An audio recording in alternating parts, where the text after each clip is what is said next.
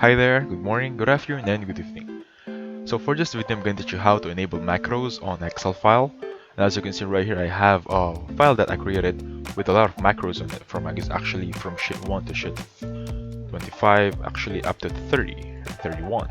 That being said, I'm going to go back to the summary earlier. I'm going to show you guys how to enable macro.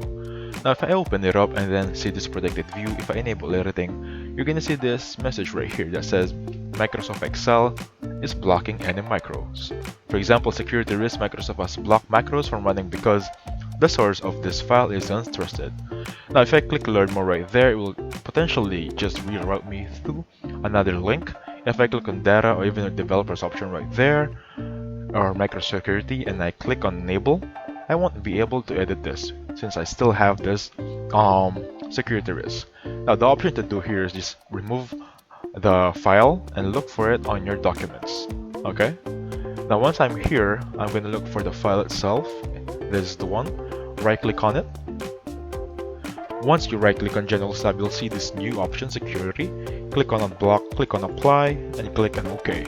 Basically that remove your macro error message, and now you can just freely edit macros and enable on your Microsoft Excel. So thank you so much for watching. Please hit the like button, subscribe. I'll catch you guys on the next one, okay? Goodbye for now.